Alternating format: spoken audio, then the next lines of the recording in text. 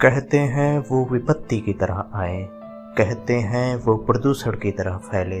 वे व्याधि थे, ब्राह्मण कहते थे, वो मलेच्छ थे, वो मुसलमान थे। उन्होंने अपने घोड़े सिंधु में उतारे और पुकारते रहे, हिंदू हिंदू हिंदू। बड़ी जाति को उन्होंने बड़ा नाम दिया, नदी का नाम दिया। वो हर गहरी और अविरल नदी को पार करना चाहते थे। वे मुसलमान थे, लेकिन वो भी यदि कबीर की समझदारी का सहारा लिया जाए तो हिंदुओं की तरह पैदा होते थे। उनके पास बड़ी बड़ी कहानियाँ थी, चलने की, ठहरने की, पिटने की और मृत्यु की। प्रतिपक्षी के खून में घुटनों तक, अपने खून में कंधों तक वो डूबे होते थे। उनकी मुट्ठियों में घोड़े की लगामें और म्यानों में सभ्यता के नक्शे होते थे। ना वो मृत्यु के लिए नहीं, वो मृत्यु के लिए युद्ध नहीं लड़ते थे। वे मुसलमान थे। वो फारस से आए, तुरान से आए, समरकंद, फरगना, सिस्तान से आए, तुर्किस्तान से आए। वो बहुत दूर से आए, फिर भी वो पृथ्वी के ही कुछ हिस्सों से आए। वो आए क्योंकि वो आ सकते थे। वो मुसलमान थे। वो मुसलमान थे या खुदा उनकी शक्लें आदमियों से मिलती थी हूबहू। वो महत्वपूर्ण अप्रवासी थे क्योंकि उनके पास दुख की स्मृतियाँ थी। वो घोड़ों के साथ सोते थे और चट्टानों पर वीर बिखेर देते थे। निर्माण के लिए वो बेचैन थे। वो मुसलमान थे। यदि सच को सच की तरह कहा जा सकता है तो सच को सच की तरह सुना जाना चाहिए कि वो प्रायः इस तरह होते थे कि प्रायः पता ही नहीं लगता था कि वो मुसलमान थे या नहीं थे। वो मुसलमान थे। वे ना होते तो लखनऊ ना होता, आधा इलाहाबाद ना होता, मेहराबें ना होती, गुंबद ना होता, आदाब ना होता, मीर मखदूम मोमिन ना होते, सबाना ना होती। वे ना होते तो उपमहाद्वीप के संगीत को सुनने वाला खुसरो ना होता। वे ना होते तो पूरे देश के गुस्से को बेचैन होने वाला कबीर ना होता। वे ना होते तो भारतीय उपमहाद्वीप के दुख को कहने वाला गालिब ना होता। मुसलमान ना होते तो 1857 ना होता। वे थे जो चाचा हसन थे। वे थे तो पतंगों से रंगीन होते आसमान थे। वो मुसलमान थे। वो मुसलमान थे और हिंदुस्तान में थे और उनके रिश्तेदार पाकिस्तान में थे। वो सोचते थे कि काश एक बार पाकिस्तान जा सकते हैं। वो सोचते थे और सोचकर डरते थे। इमरान खान को देखकर वो खुश होते थे। वे खुश होते थे, खुश होकर डरते थे।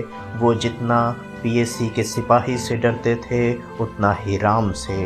वो मुरादाबाद से डरते थे, वो मेरठ से डरते थे, वो भागलपुर से डरते थे। वो अकड़ते थे लेकिन डरते थे। वो पवित्र रंगों से डरते थे, वो अपने मुसलमान होने से डरते थे। वो फिलिस्तीनी नहीं थे लेकिन अपने घर को लेकर घर में, देश को लेकर देश में, खुद को लेकर आश्वस्त नहीं थे। वो उखड़ा उखड़ा राग द्वेष थे। वे मुसलमान थे।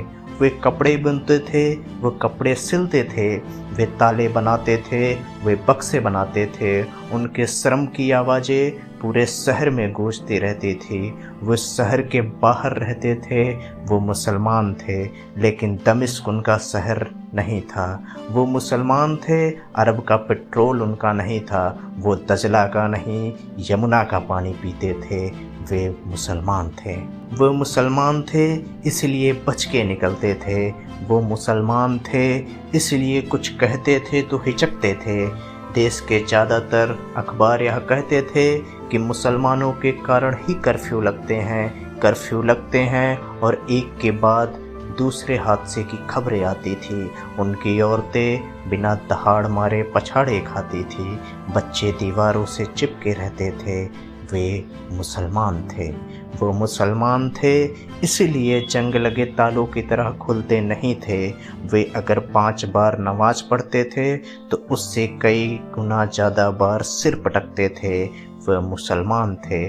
वो पूछना चाहते थे कि इस लाल किले का हम क्या करें। वो पूछना चाहते थे कि इस हुमायूं के मकबरे का हम क्या करें। हम क्या करें इस मस्जिद का जिसका नाम कुव्वत उल इस्लाम है, इस्लाम की ताकत है। अदरक की तरह वो बहुत कड़वे थे।